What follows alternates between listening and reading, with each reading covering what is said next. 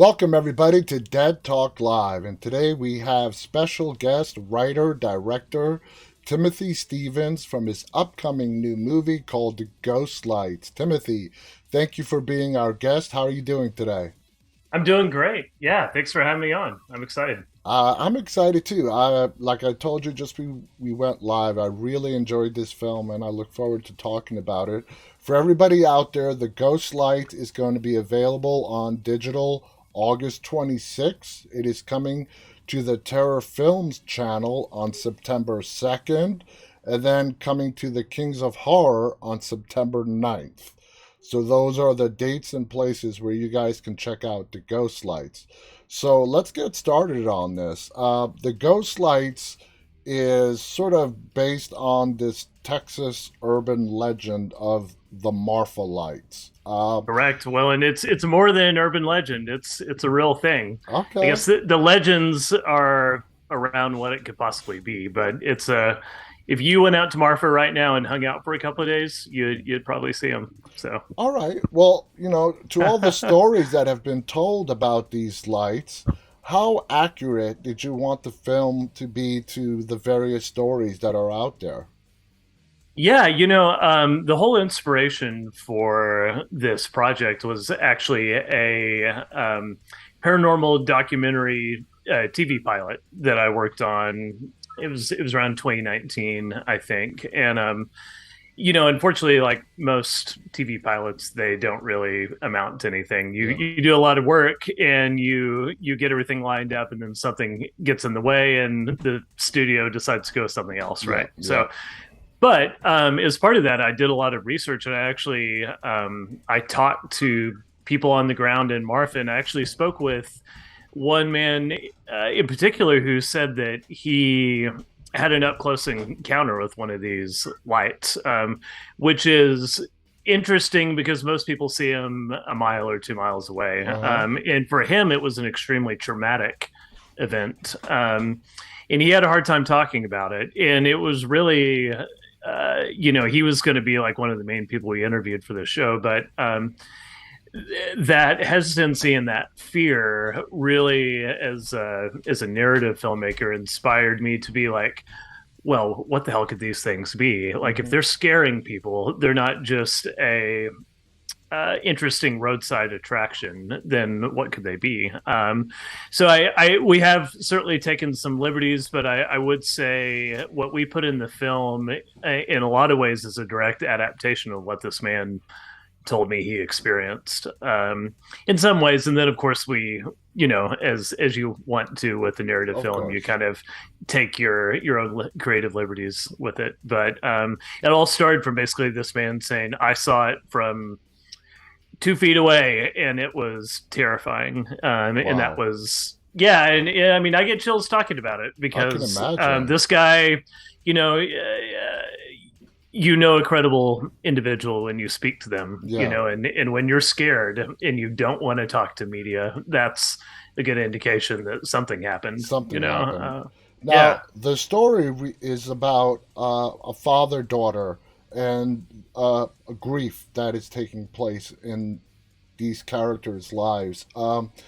Now, the Marfa Lights and the legend and the stories behind it. How difficult was it putting the story of the father daughter journalist trying to cover a story with the Marfa Lights, the ghost lights, as sort of the encompassing background theme of it?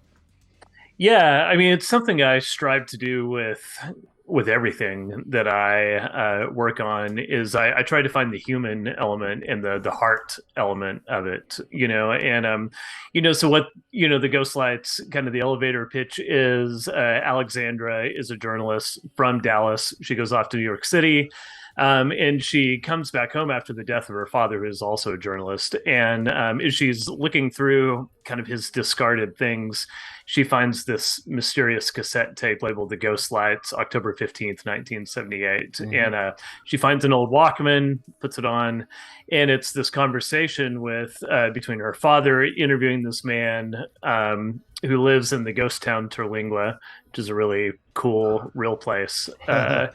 who had this experience with these lights, and it was traumatic. And she decides, kind of in an effort to sort of after death make amends with her father and kind of connect with the memory of him, she goes on a cross state road trip listening to the tape, gathering this information and hopefully uncovering the truth. But as she does, these terrifying things start to happen, weird things start to happen, and it Hmm. gets very kind of X-Files Oh esque. yeah.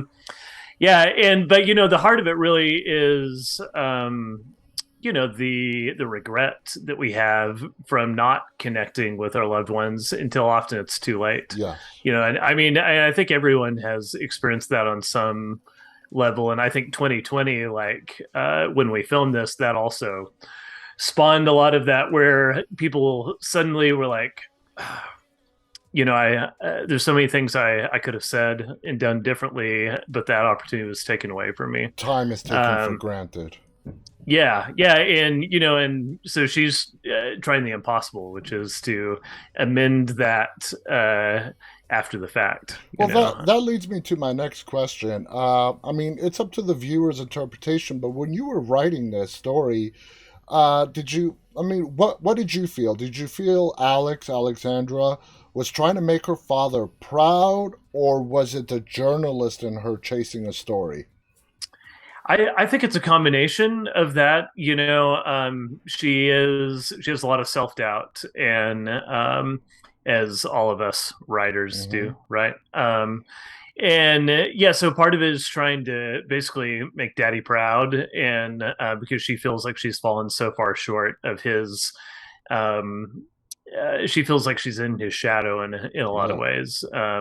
But then the other part of it is, and I think this is something that I always experience when I'm investigating a story, whether it's like a nonfiction sort of thing that's inspiring a fiction Hmm. in this case, is that I get really obsessed with something, and there's a certain tipping point to where that obsession becomes magnetic, and I can't do anything but pursue it. Hmm. It's taking me by the throat basically, and it's dragging me against my will sometimes. I totally get it. Um, and I think that's in a way that's what the ghost lights are doing to her. It's what, and you'll see it. It's an arc that both characters go on in the film. Is that it's really hooking them by the gut, and I Yeah. think that's even a line I wrote into the script, and it's dragging them as if they've been pulled into like the gravity of a planet, and now they're in the what is in Star Trek the beam, the tractor beam, Yeah. and now for better or for worse, they're sucked into it, and they're going to see it through to the end. And that's very prominent in several scenes, but we don't want to give any spoilers away. But one person asks another person, "Where are these lights seen?" And he warns him, "I'm not, I'm not going to tell you. You don't want to go chasing after these." And for me, that was like opening up temptation even more. Telling somebody you can't, it's not good, it's dangerous. That's just Right? going to pique the curiosity even more. Yeah. And it speaks into that magnetic gravity like you were just talking about. Now, this film was, it said it was shot over a 10-day period and shot in sequence. Why was it important for you to shoot this in chronological sequence? Well, a couple of things, probably primarily it was budgetary, as this film, for the most part, we did do a crowdfunding campaign for post production and stuff, but, initially it was all out of my own pocket. Mm-hmm. And, as an indie filmmaker, what that means is that you've got to have this schedule. Schedule is what drives budget, right? So if you're on a short schedule, it's going to be cheaper, usually.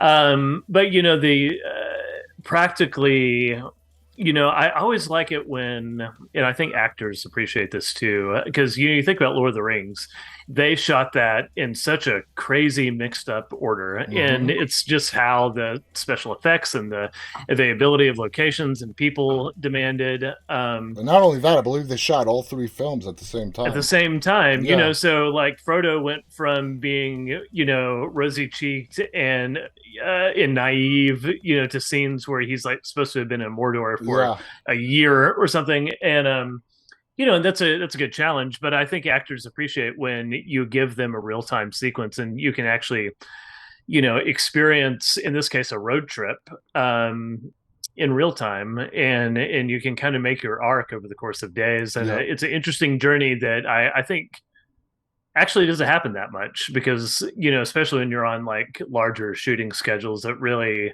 demands that you shoot out of order. So I liked giving Katriva Phillips, in this case the actress that plays Alex. Alex, the opportunity to kind of go on that journey Yeah. more or less in the order of the script, which it was kind of fun, but it also was really satisfying for us as filmmakers because once we hit the climax of the film, like we were done, Yeah. and it felt kind of like we had all actually been on a journey, which we had. I mean, really, we started in Dallas and we ended 700 miles away in Ghost Town, Terlingua. So Wow. it was a literal kind of quest we all went on, And you're absolutely right with in regard to the actor aspect of it. They really do appreciate it, and it also keeps them focused on the story itself. If it's done, I mean, it can't always be done. Yeah. You know, sometimes it's necessary to shoot it out of order, but it's very important when it comes to keeping the actors engaged with the story as well. It comes through in their performances. You did a fantastic job stretching the dollar with the ghost lights.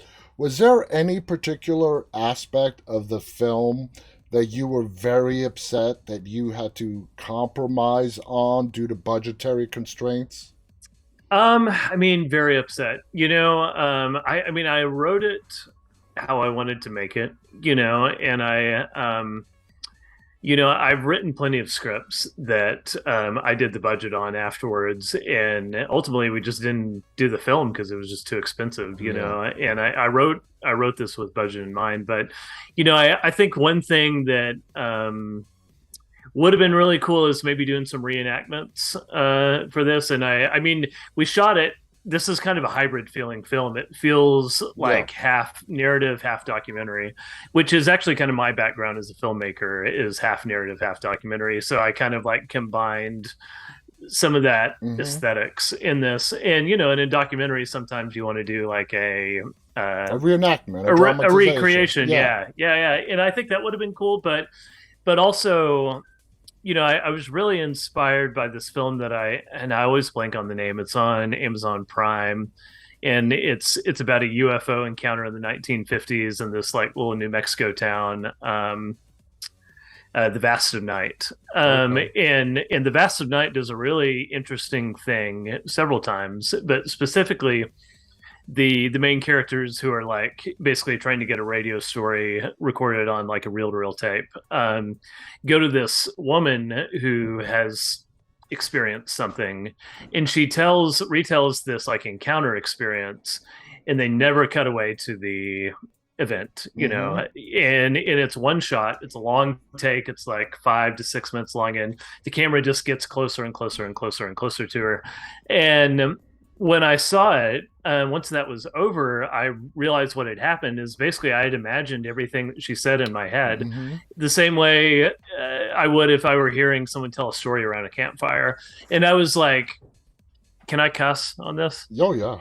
Yeah, I was like, holy shit. Like that's a fucking magic trick. Absolutely. you And you know know? what? I didn't even Um think of it until you just I mean, I'm a big fan of reenactments, yeah. dramatization of scenes. And as I was watching this film and the way the interview scenes were done, which were in black and white, I didn't feel a longing for, oh man, I wish I could see this because the way you shot it compensated. I guess that's the best word I can use. Yeah, I mean, I wanted to try that, but on a really large scale. I wanted to take what they did in the Vast of Night and see if we could do a lot of it. And because we are storytellers, and I think something really interesting happens when we engage a story, especially in a kind of very old school traditional like word of mouth format, is Yeah. that you start to form images. Yeah. It's kind of why films like the original The Haunting, made in was it like the late '60s, black and white. Yeah. You never see a ghost once in that No. film, but it's more terrifying because you start imagining Yeah. as the viewer what that might look like. And I think that's so much scarier. And it actually it's more interesting to me, to it almost makes the film interactive in a way, which is because we give you something and you start giving back, and it becomes like an experience that is different for everyone that watches it. I've got a question because you did write and direct this film. Does that process of what you just talked about, does it happen when you're writing the script or when you're directing the actors? Probably a little bit of both, I Okay. imagine. I mean, ultimately, in Billy Blair, the actor that Mm-hmm. plays Mario, who's really delivering most of these kind of Mm-hmm. like storytelling scenes. A lot of people know him. He was in both Sin Cities. Has Mm-hmm. been in both Machete films. I think he like takes like a machine gun and guns down Robert De Niro in the first Machete. But anyway, um, I honestly I gave him a Herculean task to memorize all these stories, and honestly, like he couldn't. It was no one really could do this. Yeah, a stage actor would have a challenge with this, and so what happened was is that we had a script, and then he would take a moment to kind of internalize that script, and then he gave us a story that largely hit the beats that we were going for, but it became like a performance at that Yeah. point, and in a bit of originality. I think if you were to compare the script to actually what made it to the screen, you'll see a lot of similarities because he is a very good actor. Mm-hmm. But there will be sections where he just kind of told it like it was an experience, and I think that was really cool. So a lot of that did come out in the I don't even want to say direction. I want to say like Great that was casting. that was Billy. Like Yeah. he's the one that almost became a co-writer in Yeah. this in some Yeah. ways. That storytelling was phenomenal. Now, besides the past scenes being shown to us in black and white, and the delivery of the story, were there any other things that you brought us in those sequences where we're in the past, 1978, the stories being told to an interviewer, the monologues that are going on, the storytelling? What else did you do to add to the essence of those moments? Yeah. Well, it's really interesting. We shot this in 10 days. And the only thing we didn't shoot in order is we shot all of those flashbacks, Yeah.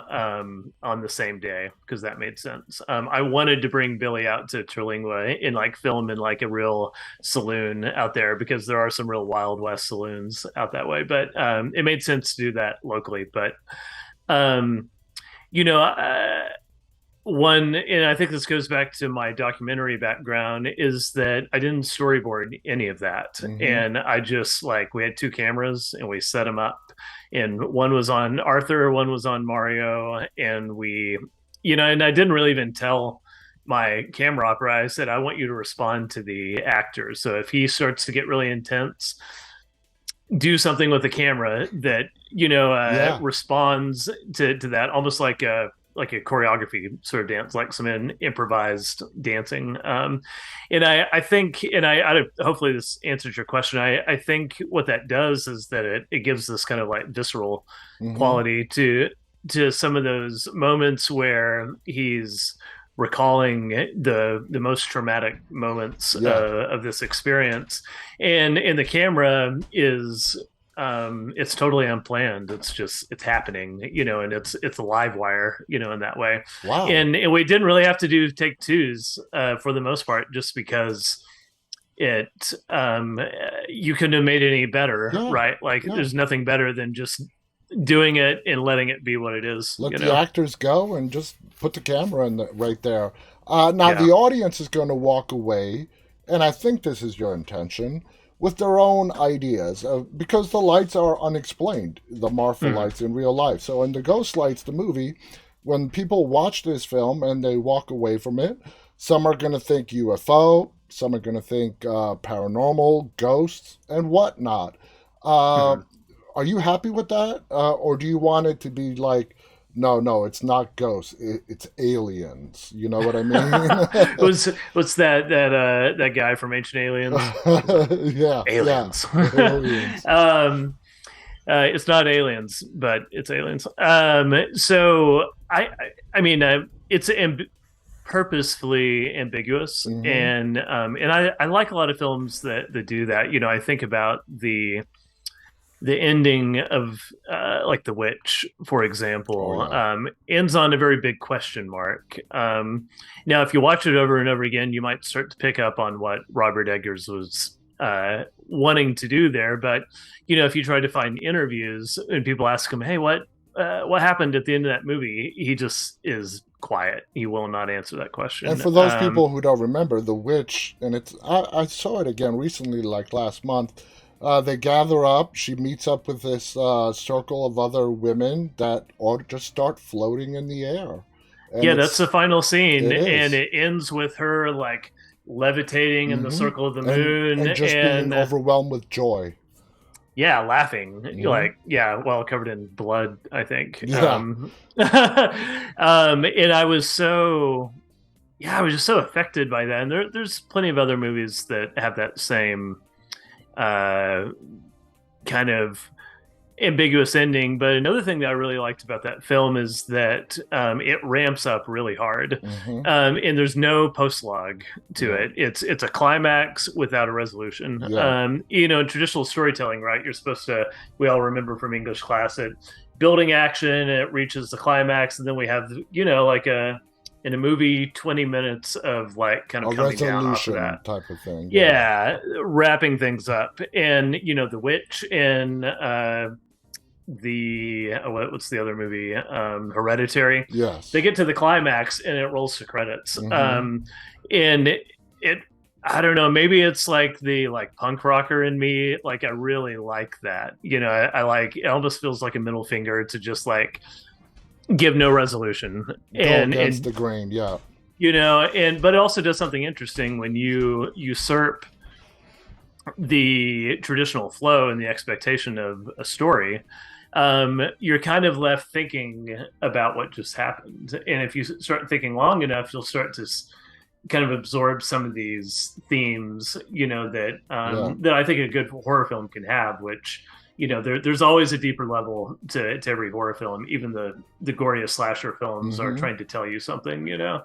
Um, so yeah, that's kind of what I'm hoping to do. I know what I think happened in the Ghost Lights. I know what I know what really happened, but I also think that doesn't delegitimize any other Yeah, interpretation. You know, absolutely. Yeah, yeah. absolutely. And I have my opinions as well. Now, the ending, which we're not going to give away, did you want it to end and roll to credits on the shock that you left me in?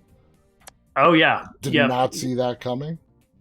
Um, you didn't at all. Mm-mm. You were saying you didn't. That's awesome. Yeah, Mm-mm. that was. You know, we did. There were some scenes we couldn't storyboard, but we storyboarded everything, and that shot is storyboarded. That's the last shot is storyboard. That's the last line of the script. That's the and I won't give it away, but the last shot is on a tape deck. Yeah. And that's the way it was meant to go out. So Did you sort of go back and forth on whether you wanted to show the lights as opposed to showing the lights, maybe showing what the casting of the lights off Alex looks like? oh, sure. Yeah. I did. Yeah, I certainly did. Yeah, and that was something that kind of in, you know, before I started writing, I was talking to John Francis McCullough, who is the co-producer on this film, but also plays Arthur. That Mm-hmm. was something we bounced around off each other of, you know, like how much should we show, how much shouldn't we show, and it's delayed as long as possible in the film, you Mm-hmm. know. But I ultimately we and you can see it in the trailer for a half second, you know, like it's there. Yeah. Although that's not the it's not the final scene. No. That's like No. that's another part. But excuse me. Yeah, so we definitely debated, and I think we just felt like, you know, you can only there's got to be some payoff, right? Yeah, Like in the end, we are fans of sci-fi and horror, and if you don't see some of the something. phenomena, Yeah, like you're kind of cheating yeah, the audience a little bit. yeah. Yeah. I totally get it, and I want to thank you so much, Timothy, for coming on here and sharing these stories. Guys, please check out the Ghost Lights. You will not be disappointed. Again, it is coming out on digital on August 26th. Does that mean it's being released on DVD as well? So what we're going to be doing is August 26th is like Tubi, Amazon Prime, Google Play, Microsoft Movies, a few other places. On the second, it goes up on YouTube for a live Q&A and live stream, and that's going to live there on the Terror Films channel. And then again on the ninth on Kings of Horror, same thing. We'll do a live stream, then it'll live there. However, I'm in the process. In fact, I just mailed off the master today to start purchasing some DVDs and Blu-rays. Nice. And what those are going to have that you won't find anywhere else is that we did make a special features reel that I've ultimately decided we're just not going to put online. It's going to live Mm-hmm. on the and as horror fans, we love our physical media, right? Yeah, yeah. So we're going to kind of um, help our fans out by giving them something That's special to great. that. So I will probably delay that for a bit because I do want to give the initial push Yeah. the most life that it can. So I would look towards the end of the year. We'll Mm-hmm. probably start posting links on our website for buying physical as well. That's awesome. Guys, I cannot recommend this movie enough. It's called The Ghost Lights. Timothy here wrote it, directed it, even had a little small cameo in it as well. I did. In fact, I've got the Man in Black hat That's right. He right plays a here. There man it in is. black. You guys will definitely enjoy it. Again, a big thanks to our guest, Timothy Stevens. Timothy, do you have any final thoughts you want to share before we go? If you guys want to check our film studio out on social media, it's Spectrograph Films, Yep. and that's SPECTROGRAPH, and you'll probably see that in the description somewhere. Yep. We actually have three movies that are either almost completed, like The Ghost Lights. We have another film called Dead Hand that's an action comedy. Lots of stellar martial art in this film. In fact, the entire main cast are all martial artists who also happen to be actors. Wow. And this is going to feel kind of like blood sport. Like it's going to be like Yeah. high action, kind of Bruce Lee style martial arts.